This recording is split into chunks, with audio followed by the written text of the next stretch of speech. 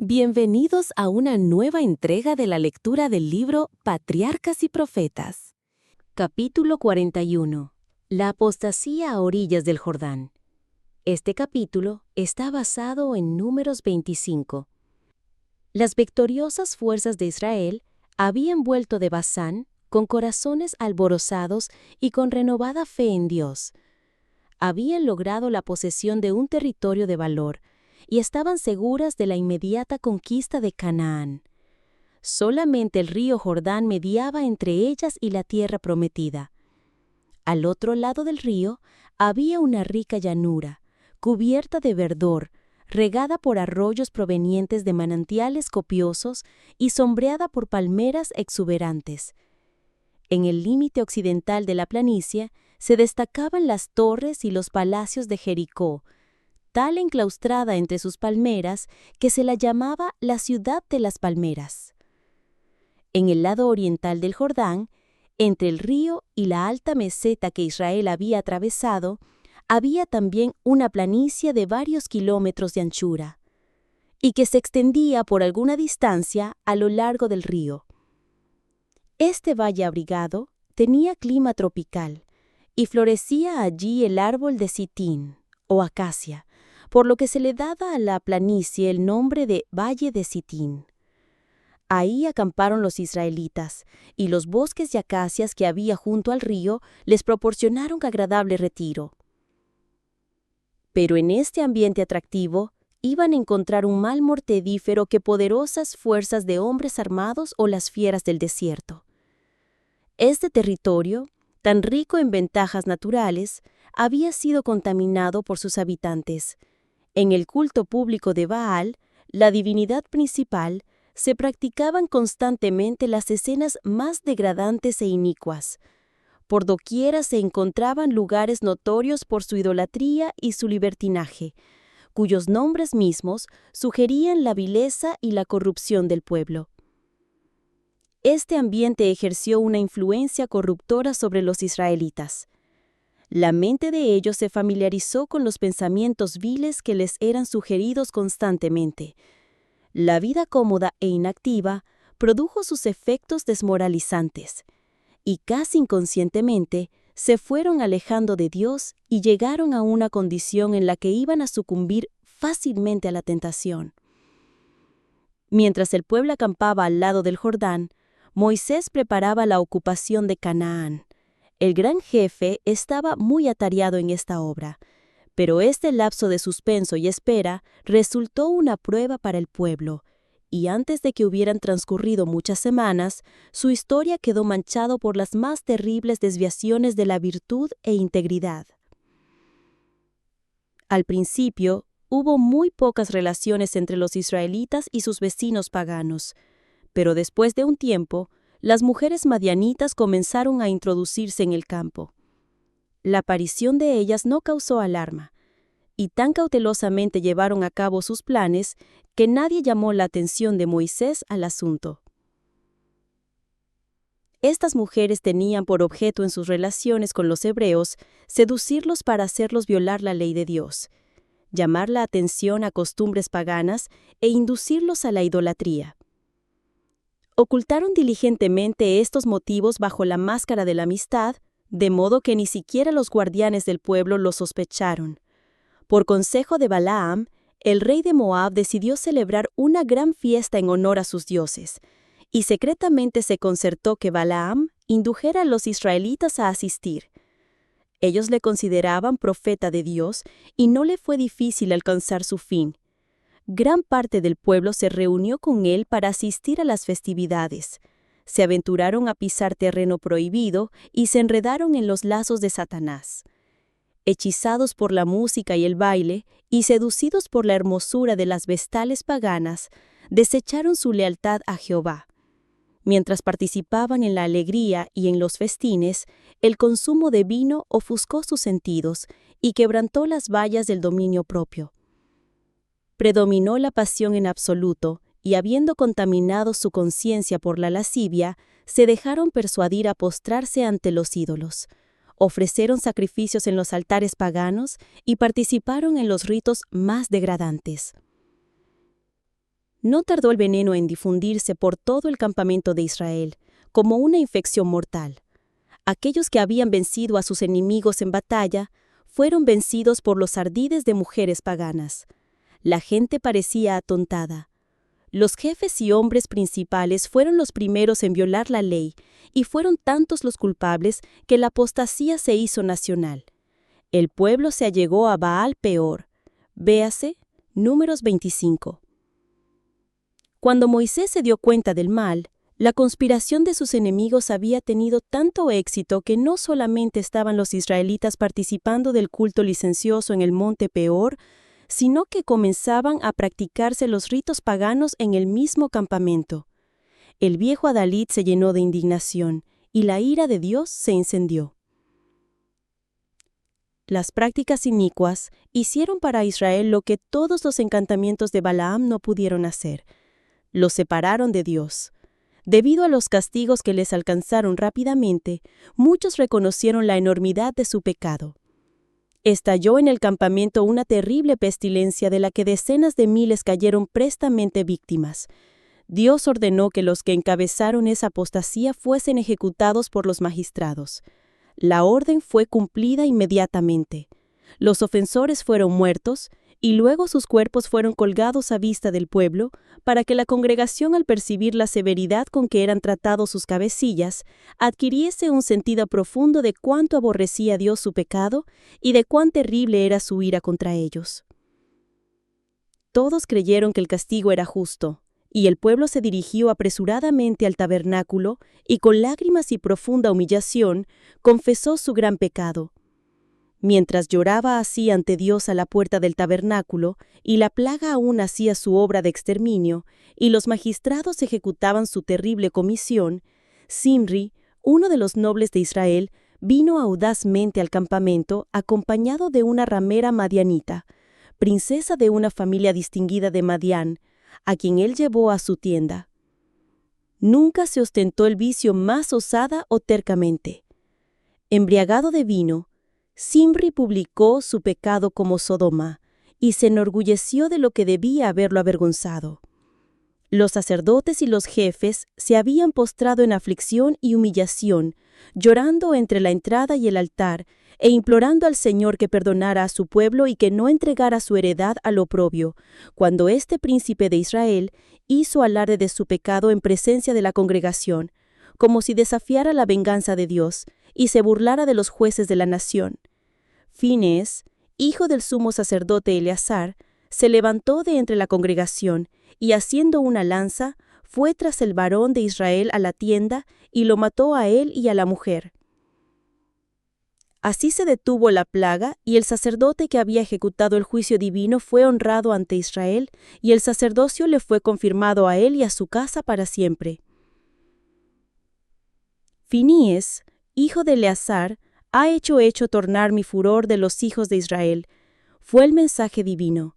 Por tanto diles, he aquí yo establezco mi pacto de paz con él, y tendrá él y su simiente después de él el pacto del sacerdocio perpetuo, por cuanto tuvo celo por su Dios, e hizo expiación por los hijos de Israel. Los juicios que cayeron sobre Israel por su pecado en Sittim destruyeron los sobrevivientes de aquella vasta compañía que mereciera casi 40 años antes la sentencia: han de morir en el desierto. El censo que Dios mandó hacer, mientras el pueblo acampaba en las planicies del Jordán, demostró que ninguno quedaba de los contados por Moisés y Aarón el sacerdote, los cuales contaron a los hijos de Israel en el desierto de Sinaí. No quedó varón de ellos, sino Caleb, hijo de Jefone, y Josué, hijo de Nun. Números 26, 64-65. Dios había mandado castigo sobre los israelitas porque ellos habían cedido a los halagos de los madianitas. Pero los tentadores mismos no habían de escapar a la ira de la divina justicia. Los amalecitas, que habían atacado a Israel en Refidim y caído súbitamente sobre los débiles y rezagados de la hueste, no fueron castigados sino mucho tiempo después, mientras que los madianitas, que lo indujeron a pecar, hubieron de sentir con presteza los juicios de Dios, porque eran los enemigos más peligrosos. Haz la venganza de los hijos de Israel sobre los madianitas, fue la orden que se le dio a Moisés. Después serás recogido a tus pueblos. Veas en Números 31. Esta orden fue obedecida al instante. Se escogieron 1000 hombres de cada una de las tribus y se los mandó bajo la dirección de Finees. Y pelearon contra Madián como Jehová lo mandó a Moisés. Mataron también entre los muertos de ellos a los reyes de Madián. 5 reyes de Madián, a Balaam también, hijo de Beor, mataron a cuchillo.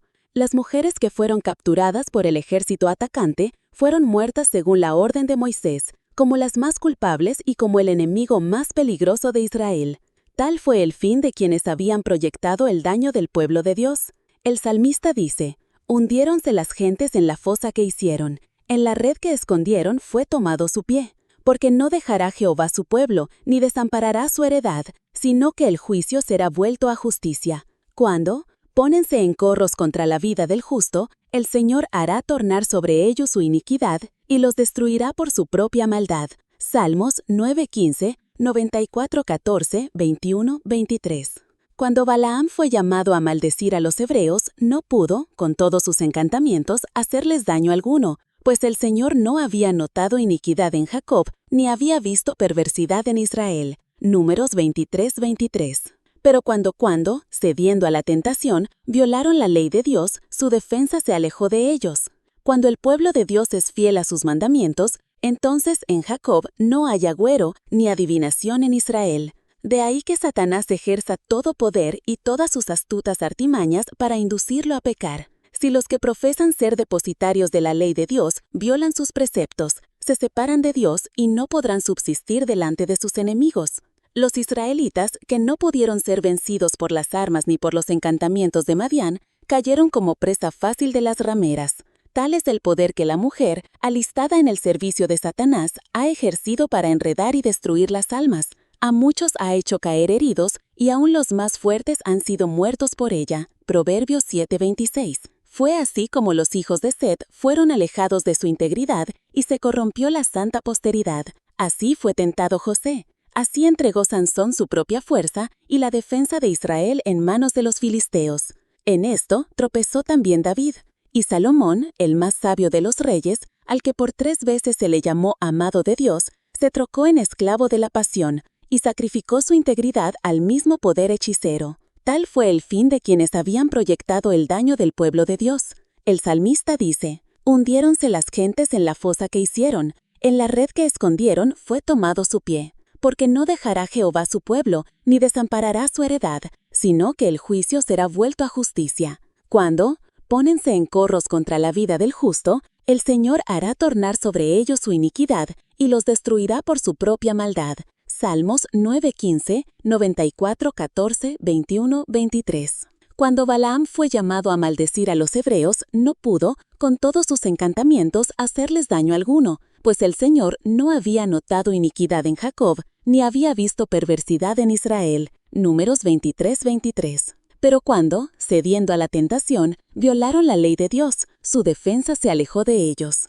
Cuando el pueblo de Dios es fiel a sus mandamientos, entonces, en Jacob no hay agüero ni adivinación en Israel. De ahí que Satanás ejerza todo poder y todas sus astutas artimañas para inducirlo a pecar. Si los que profesan ser depositarios de la ley de Dios violan sus preceptos, se separan de Dios y no podrán subsistir delante de sus enemigos. Los israelitas, que no pudieron ser vencidos por las armas ni por los encantamientos de Madián, cayeron como presa fácil de las rameras.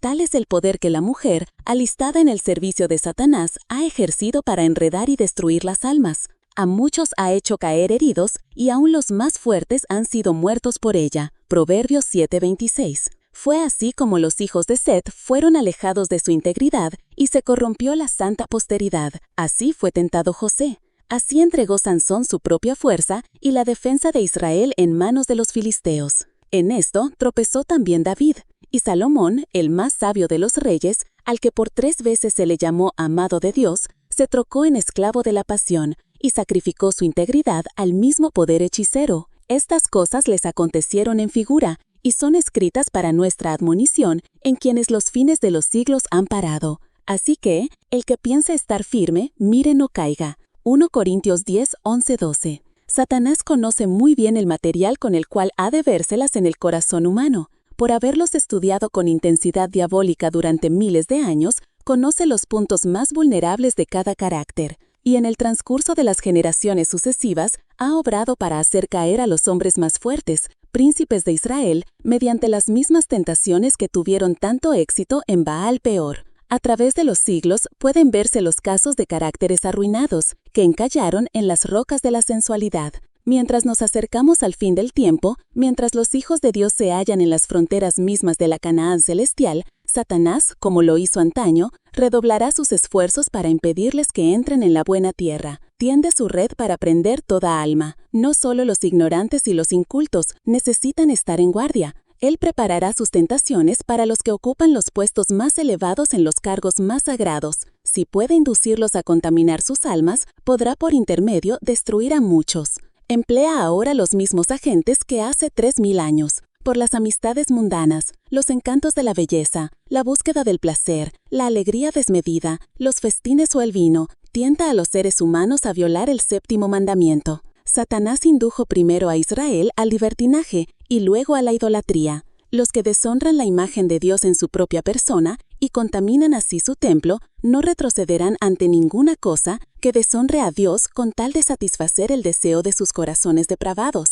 La sensualidad debilita la mente y degrada el alma. La satisfacción de las propensiones animales entorpece las facultades morales y no puede el esclavo de las pasiones comprender la obligación sagrada impuesta por la ley de Dios, apreciar el sacrificio expiatorio o justipreciar el alma. La bondad, la pureza, la verdad, la reverencia a Dios y el amor por las cosas sagradas, todos estos afectos sagrados y deseos nobles quedan consumidos en el fuego de la concupiscencia. El alma se torna en desierto negro y desolado, en morada de espíritus malignos y albergue de todas aves sucias y aborrecibles. En esta forma, los seres creados a la imagen de Dios son rebajados al nivel de los seres irracionales. Tal fue el fin de quienes habían proyectado el daño del pueblo de Dios. Por sus relaciones con los idólatras y la participación que tuvieron en sus festines, los hebreos fueron inducidos a violar la ley de Dios y atrajeron sus juicios sobre toda la nación. Así también ahora, Satanás obtiene su mayor éxito en lo que se refiere a hacer pecar a los cristianos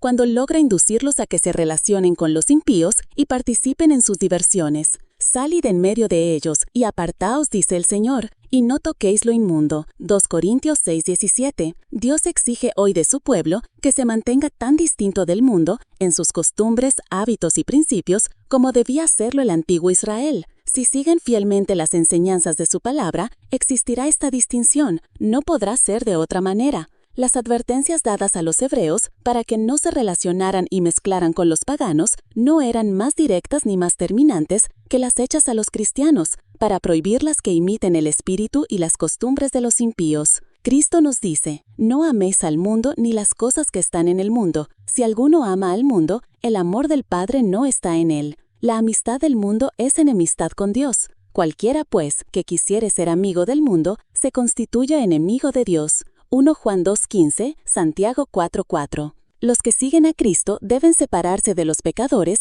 y buscar su compañía tan solo cuando haya oportunidad de beneficiarlos. No podemos ser demasiado firmes en la decisión de evitar la compañía de aquellas cuya influencia tiende a alejarnos de Dios. Mientras oramos, no nos dejes caer en tentación, debemos evitar la tentación en todo lo posible. Los israelitas fueron inducidos al pecado precisamente cuando se hallaban en una condición de ocio y seguridad aparente. Se olvidaron de Dios, descuidaron la oración y fomentaron un espíritu de seguridad y confianza en sí mismos. El ocio y la complacencia propia dejaron la ciudadela del alma sin resguardo alguno, y entraron pensamientos viles y degradados. Los traidores que moraban dentro de los muros fueron quienes destruyeron las fortalezas de los sanos principios y entregaron a Israel en manos de Satanás. Así precisamente es como Satanás procura aún la ruina del alma. Antes que el cristiano peque abiertamente, se verifica en su corazón un largo proceso de preparación que el mundo ignora. La mente no desciende inmediatamente de la pureza y la santidad a la depravación, la corrupción y el delito. Se necesita tiempo para que los que fueron formados en semejanza de Dios se degraden hasta llegar a lo brutal o satánico. Por la contemplación nos transformamos.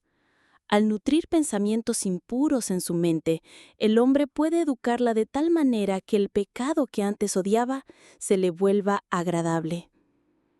Satanás emplea todos los medios posibles para popularizar el delito y los vicios envilecedores.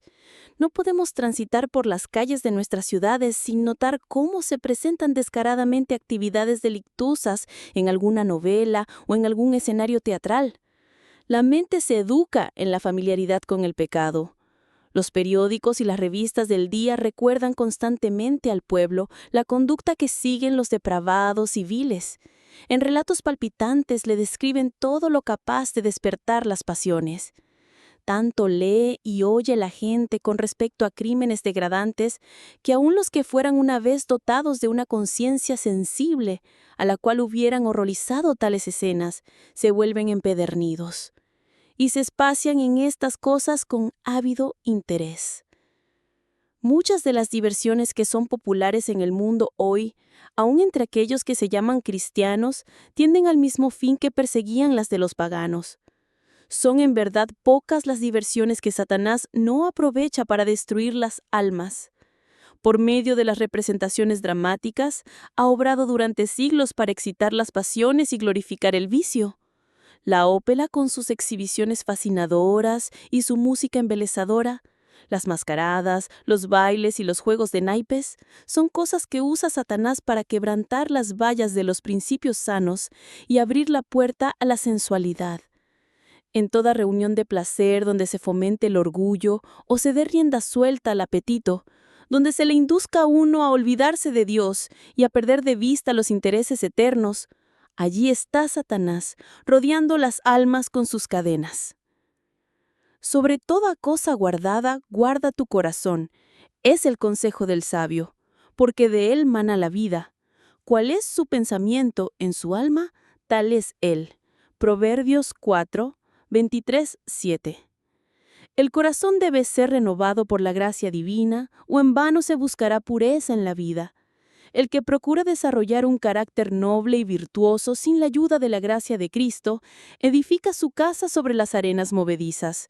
La verá derribarse en las fieras tempestades de la tentación. La oración de David debiera ser la petición de toda alma. Crea en mí, oh Dios, un corazón limpio, y renueva un espíritu recto dentro de mí. Salmos 51, 10. Y habiendo sido hechos partícipes del don celestial, debemos proseguir hacia la perfección, siendo guardados en la virtud de Dios por fe. 1 Pedro 1:5. Tenemos, sin embargo, algo que hacer para resistir a la tentación. Los que no quieren ser víctimas de los ardides de Satanás deben custodiar cuidadosamente las avenidas del alma. Deben abstenerse de leer, ver u oír cuanto sugiera pensamientos impuros. No se debe dejar que la mente se espacie al azar en todos los temas que sugiera el adversario de las almas. Dice el apóstol Pedro, por lo cual, teniendo los lomos de vuestro entendimiento ceñidos, no conformándonos con los deseos que antes teníais estando en vuestra ignorancia, sino como aquel que os ha llamado es santo, sed también vosotros santos en toda conversación. 1 Pedro 1, 13 al 15.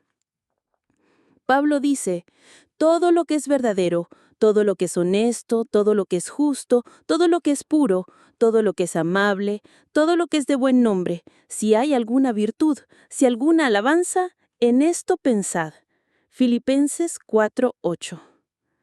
Esto requerirá ferviente oración y vigilancia incesante. Ha de ayudarnos la influencia permanente del Espíritu Santo, que atraerá la mente hacia arriba y la habituará a pensar solo en cosas santas y puras. Debemos estudiar diligentemente la palabra de Dios. ¿Con qué limpiará el joven su camino? Con guardar tu palabra, dice el salmista, y añade, en mi corazón he guardado tus dichos para no pecar contra ti. Salmos 119, 9 y 11. Los pecados que cometió Israel en Bet-Peor atrajeron los juicios de Dios sobre la nación, y aunque no se castiguen ahora los mismos pecados con la misma prestez, recibirán su retribución tan segura como la recibieron entonces. Si alguno violar el templo de Dios, Dios destruirá al tal. 1 Corintios 3:17.